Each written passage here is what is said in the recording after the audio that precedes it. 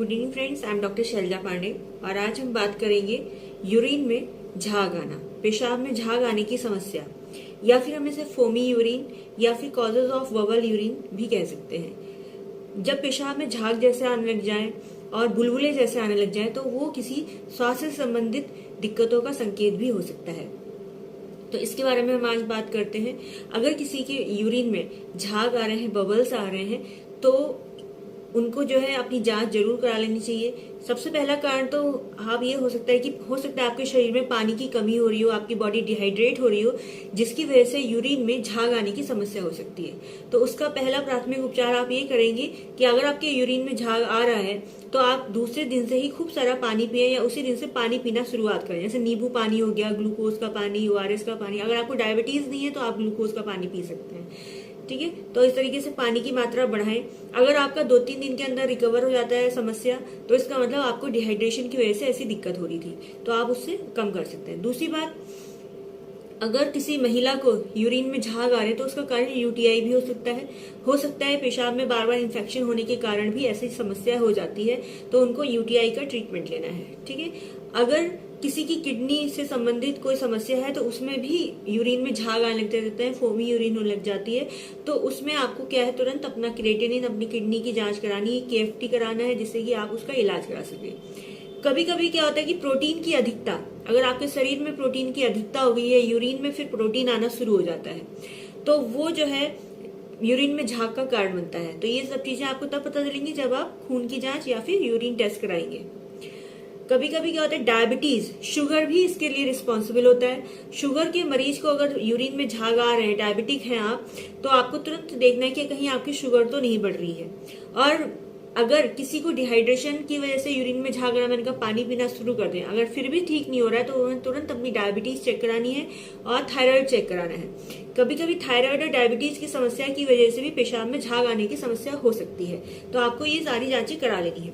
Uric acid बढ़ना भी इसका रिस्पॉन्सिबल हो सकता है। यूरिक एसिड बढ़ने के कारण भी जो है पेशाब में झाग आने की समस्या हो जाती है, तो आपको यूरिक एसिड की जांच करानी है। इसके अलावा प्रोटीनूरिया, मतलब मैंने कहा प्रोटीन की मात्रा जो बढ़ जाती है तो उसकी वजह से भी यूरिन में झाग आता है। पेशाब में प्रोटीन अगर ज्यादा आ रहा है तो आप कैसे पता कर सकते हैं? देखिए, उसमें डिप स्टिक होती है, उसका कलर चेंज हो जाएगा। दूसरी बात, जो इसमें स्पेशलिस्ट होते हैं या लैब में जो काम करते हैं उन लोगों से अपने जांच कराएं। तो यूरिन लिसिस जो होता है उसका उपयोग करके इसका परीक्षण किया जाता है, ठीक है। तो इसमें क्या है, आपको टेस्ट कराना है तुरंत, जिससे कि आपको पता चल सके कि यूरिन में कहीं प्रोटीन की मात्रा तो नहीं बढ़ रही है, तो उसका आप ट्रीटमेंट कराएंगे। अगर यूरिन में झाग आ रहा है, उसके साथ साथ कुछ लक्षण आ रहे हैं, जैसे आपके पेशाब में रंग जो है गहरा रंग आ रहा है, जो यूरिन है वो डार्क कलर की आ रही है, डार्क येलो, कभी ब्राउनिश या फिर रेडिश भी हो सकती है, और बहुत ज्यादा डार्क येलो, क्योंकि नॉर्मली यूरिन जो होता है वो लाइट येलो होती है और नॉर्मली हल्की सी व्हाइट होती है। तो उससे ये है कि आप अगर बहुत ज्यादा येलो आ रही है, उसका कलर चेंज है, तो तुरंत अपनी जांचें कराएं।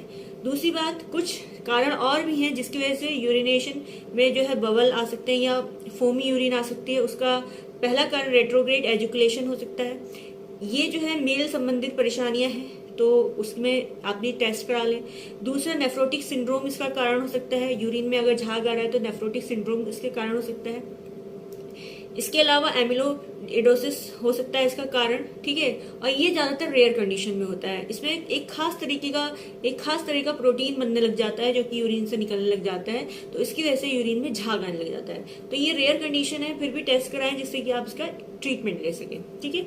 अगर खास कुछ लक्षण आ रहे हैं, जैसे यूरिन में झाग आने के साथ साथ पेशेंट को भूख कम लग रही है, नींद कम आ रही है, इसके साथ साथ कमजोरी आ रही है बहुत ज्यादा, और डार्क यूरिन है, उसमें फाउल स्मेल, बदबू आ रही है, तो फिर आपको ट्रीटमेंट की नीड है। आप तुरंत जो है डॉक्टर से मिलें और परामर्श लें और अपने टेस्ट कराएं। टेस्ट में क्या है, यूरिन टेस्ट, ब्लड टेस्ट कराएं, ठीक है। कई कंडीशन में MRI भी कराना पड़ सकता है। अगर कोई और बड़ी दिक्कत है तो वहां पे आपको टेस्ट कराने हैं, ठीक है।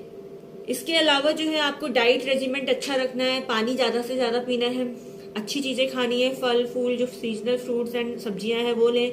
इसके अलावा जो बाहर का खाना है, जो स्ट्रीट फूड्स हैं, तला भुना और बहुत ज्यादा मसालेदार चीजें आपको अवॉइड करनी है, जंक फूड्स नहीं लेने हैं, ठीक है। पानी की कमी आपके शरीर में नहीं होनी चाहिए। उसको आप अलग अलग तरीके से पी सकते हैं, जैसे नारियल पानी पी लिया, नींबू पानी पी लिया अदर कंडीशंस में। और आपको अगर कोई बीमारी है, जैसे आप डायबिटिक हैं या कुछ है, तो आपको वहां पे मीठा चीज नहीं लेना है, वो अवॉइड करना है, ठीक है। कई बार क्या होता है कि लोग कुछ पेशेंट आए थे मेरे पास, अभी एक पेशेंट आई थी, उनको डायबिटीज भी है, तो उन्होंने कहीं देख लिया होगा यूट्यूब में या फिर गूगल में पढ़ लिया कि आम जो है डायबिटीज नहीं बढ़ाता है, तो उन्होंने क्या किया, बहुत सारे आम खा लिए इसमें, तो उनकी शुगर एकदम से 500 से ऊपर चली गई। तो आपको ऐसा नहीं करना, ऐसा कोई कदम नहीं उठाना है सिर्फ देख के या पढ़ के जो आपके स्वास्थ्य के लिए हानिकारक हो। आपको पहले जो है डॉक्टर से परामर्श लेना है, जिन लोगों ने 6-7 साल तक ट्रेनिंग की है, जिन्होंने उस पर पढ़ाई की है, तो उसका कोई मायने होता है। तो पहले आप डॉक्टर से पूछें कि क्या ये जो लिखा है वो सही भी है या नहीं। अगर आप बिना पूछे बिना समझे अपने फैसले ले लेंगे तो आपके स्वास्थ्य के लिए हानिकारक हो सकता है। तो जानकारी लेने के बाद ही उन चीजों को फॉलो करें। और दवाइयों की बात करते हैं, होम्योपैथिक ट्रीटमेंट इसमें हम ले सकते हैं। अगर फोमी यूरिन है तो होने के लिए इसमें एलोपैथिक मेडिसिन भी होती हैं। आप जिस डॉक्टर को दिखाएंगे वो अपनी पैथी के अनुसार आपको ट्रीटमेंट देगा। होम्योपैथिक दवाइयों के बारे में बात करते हैं। होम्योपैथिक दवाइयों में जिसमें नक्स वोमिका भी बहुत अच्छी मेडिसिन है। फोमी यूरिन में नक्स वोमिका, अगर शुरुआती दौर में कोई पेशेंट आपके पास आ रहा है, कभी कभी मेडिसिनल एग्रावेशन की वजह से भी ऐसी दिक्कतें हो सकती हैं, तो वहां पे आप मेडिसिन शुरू करेंगे नक्स वोमिका। नक्स वोमिका जो है यूनिवर्सल एंटीडोट होती है, जो कि दवाइयों के गलत असर को कम कर देती है। तो वहां पे आप नक्स वोमिका 30 या फिर 200 से पेशेंट की एज और उसके कंप्लेंट्स के अकॉर्डिंग के अलावा नक्स वोमिका के अलावा जो है कैंथेरिस, लाइकोपोडियम और स्टेफी। लाइकोपोडियम जो है, अगर कोई बुजुर्ग इंसान है, उनको प्रोस्टेट की दिक्कत है, प्रोस्टेटिक जो दिक्कतें होती है, उसमें भी कभी कभी फॉगी यूरिन आता है, पेशाब में झाग लग जाते हैं, तो वहां पे लाइकोपोडियम बहुत अच्छा काम करती है। तो lycopodium 200, 30 and 1 mg according to condition जो है हम पेशेंट को प्रिस्क्राइब कर सकते हैं। इसके अलावा स्टेफिस्केरिया, स्टेफी भी बहुत अच्छी दवाई है फोमी यूरिन के लिए। कभी कभी क्या होता है कि कभी यूरिनरी ट्रैक्ट का कोई सर्जरी हुआ है या किडनी स्टोन्स के लिए सर्जरी हुई होती है, तो उसके बाद भी कभी कभी कंप्लेन्स आ जाती है, तो वहां पे स्टेफी बहुत अच्छा वर्क करती है। इसके अलावा कुछ फीमेल्स हैं जिनमें कंप्लेन अगर फॉर्मी यूरिन की हो जाती है, तो वहां पे भी स्टेफी अच्छा काम करती है। तो स्टेफी को देने के लिए आपको पेशेंट की पहले केस हिस्ट्री लेनी है, उसके कारण क्या है फॉर्मी यूरिन आने का वो जानना है, उसके बाद आप मेडिसिन सेलेक्ट करके उसको देंगे। Thank you so much, take care all of you. Next video में हम नेक्स्ट डिजीज के बारे में डिस्कशन करेंगे। सभी लोग अपना ख्याल रखें। Bye bye.